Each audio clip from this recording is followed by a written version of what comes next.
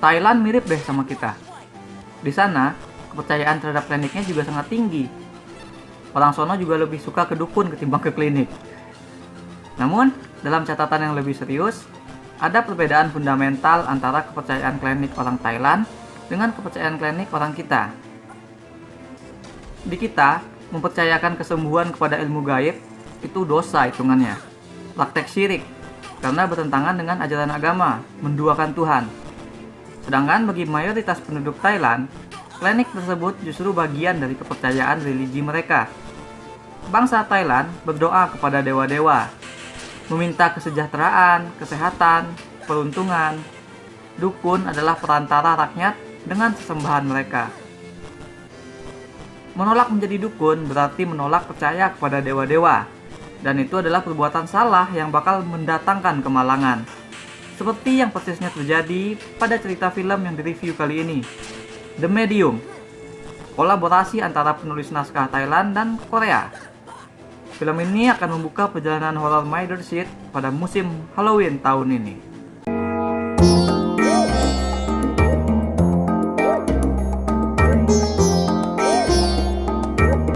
Karena ini adalah cerita tentang perdukunan di Thailand, maka kita dibawa melihat keseharian seorang dukun perempuan yang cukup populer bernama Nim.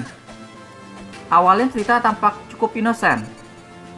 Kita melihat Nim ngobatin orang, kita mendengar Nim menjelaskan tentang pekerjaannya tersebut sebagai apa gitu, tentang dari mana dia mendapat ilmu kedukunan, dan bahkan soal bagaimana dia memposisikan diri terhadap ilmu kedokteran. Semua itu ternyata setup untuk kekacauan yang bakal terjadi. Bermula dari Nim yang menghadiri pemakaman suami kakaknya. Di situ kita diberitahu soal keluarga besar Nim, bahwa dia adalah anak bungsu dari 3 bersaudara.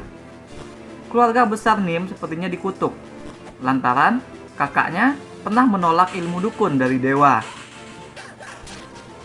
Nim langsung tahu bahwa ada yang tidak beres pada Ming, pada anak satu-satunya dari sang kakak. Ming tuh cewek yang mood swingnya mengkhawatirkan. Ming tuh suka bicara kepada orang yang tak kelihatan. Ming yang pantulannya di cermin bisa senyum sendiri. Aku serius, jantungku copot lihat adegan itu. Lalu si Ming ini sempat menghilang dan kemudian kembali lagi, tapi tidak lagi seperti orang normal. Jadi Nim bisa jadi adalah satu-satunya orang yang bisa menyelamatkan keluarga kakaknya. Namun bahkan serangan kekuatan gaib yang jahat yang datang lewat diri Ming too much untuk dihandle oleh Nim seorang. Nah, medium storytelling yang dipakai oleh sutradara Banjong Pisantanakun dalam The Medium ini adalah gaya dokumenter. Kehidupan Nim direkam oleh beberapa kru kamera yang ingin meneliti profesi dukun sebagai tradisi lama yang ada di Thailand. Nah, dalam perfilman, istilah film atau cerita fiksi yang dibingkai dengan gaya dokumenter seperti ini itu disebutnya mockumentary, yang memang seringkali bukan gaya dokumenternya saja yang jadi mockery, melainkan juga gaya tersebut digunakan untuk menyentil topik yang diangkat. Seperti bagaimana Taika Waititi dalam What We Do in the Shadows memparodikan genre vampir, atau bagaimana film komedi This Is Spinal Tap didesain untuk ngeledek kehidupan rock band. Nah, akan tetapi The Medium ini tidak terasa seperti komentar nyeleneh terhadap pendukunan. Sutradara Banjong justru terlihat punya respect yang dalam terhadap profesi dukun di negaranya tersebut. Lewat dialog yang dibentuk sebagai interview, dimuatnya lah berbagai insight terhadap profesi tersebut. Bahwa kerjaan dukun ternyata punya beban, tanggung jawab, dan menanggung segala kesusahan tersendiri. Kita ngelihat Nim tuh tidak menikah, dia hidup sendirian, nggak seperti 2 saudaranya yang tinggal serumah kan. Nim juga tidak dibuat sebagai karakter yang serba bisa, yang punya mantra-mantra ampuh, yang punya tarian-tarian ritual memukau. Tidak ada jurus-jurus. Tidak ada merintah-merintahin hantu untuk berantem kayak di game Shaman King ini. Ketika Nim bekerja, yang kita rasakan justru sebuah kevulnerabelan. Dukun ternyata tidak segampang itu untuk mengusir setan. Nim butuh waktu berhari-hari, berdoa dalam lingkaran ritual yang rumit dan gak mentereng. Si Nim bahkan harus berhujan-hujan ria menanti petunjuk dari roh yang ia ajak berkomunikasi. Bumbu drama antara Nim dan keluarga kakaknya dengan abangnya menambah lapisan pada gambaran seorang dukun yang diceritakan oleh film ini. Karena pekerjaan Nim tersebut benar telah menjadi mockery, ledekan gitu. Bahkan di kalangan rakyat Thailand itu sendiri. Dua saudara tertua Nim tidak terlampau respect sama kerjaan dukunnya. Sang kakak kan justru menolak ilmu tersebut jatuh kepadanya. Si kakak itu lebih memilih kabur memeluk agama lain. Dari sekian banyak dosa yang bisa dilakukan umat manusia terhadap keyakinannya, menolak Tuhan adalah dosa paling besar. Film ini menunjukkan dosa tersebut tidak terampuni. Tuhan balik meninggalkan keluarga kakak Nim, dan di momen eksak itulah keluarga tersebut tidak bisa tertolong lagi.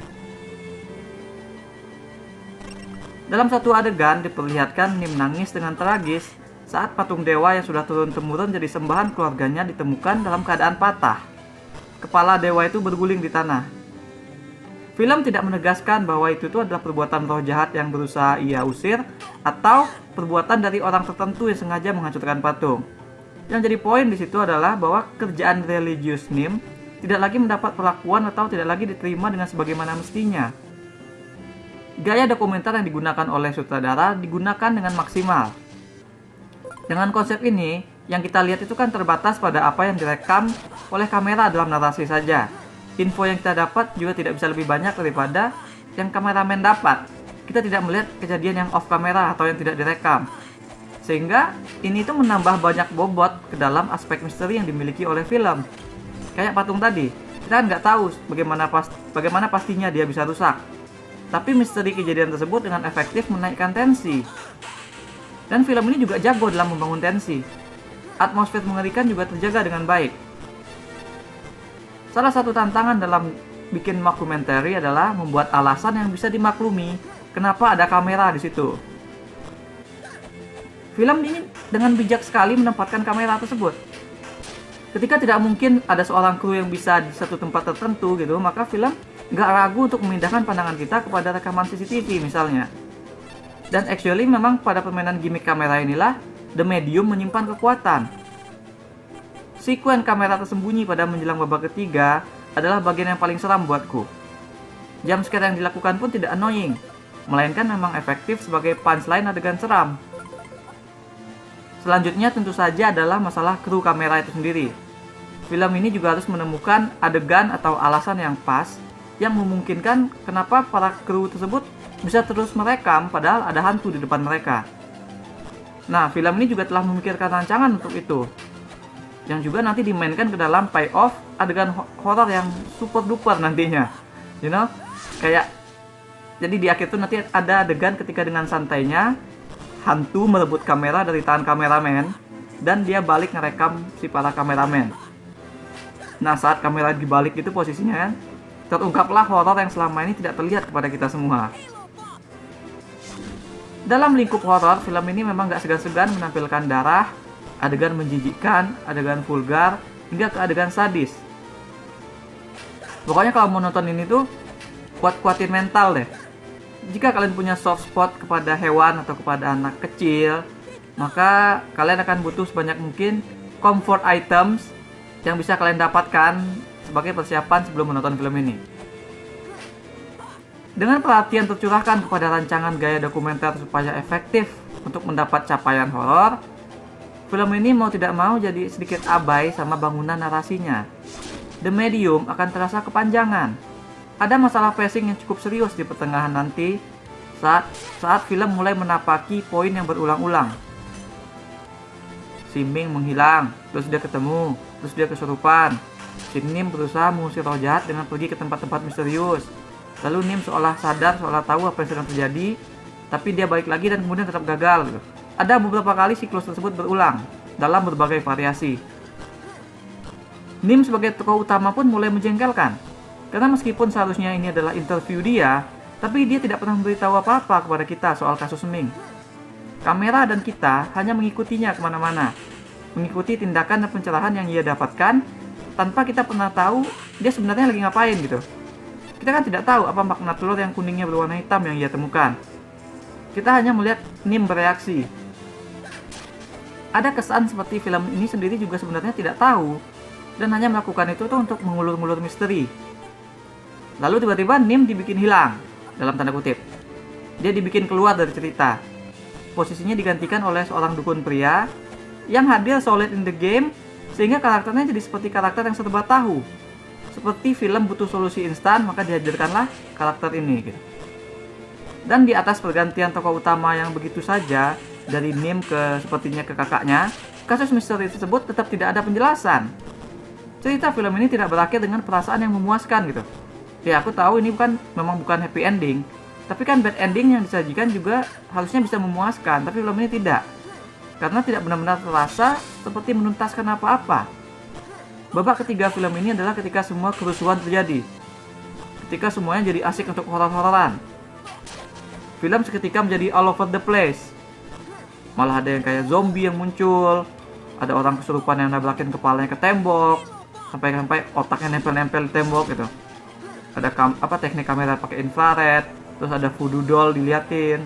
Nah, semua itu berlangsung gitu aja, tanpa ada kepedulian sama konflik karakter yang seperti disudahi begitu saja.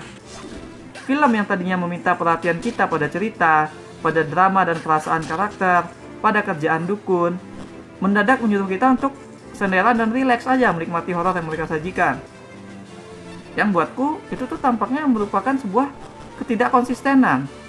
Malah hampir seperti film tidak tahu cara mengakhiri cerita dengan tepat. Jadi sebagai wahana horor, aku suka film ini.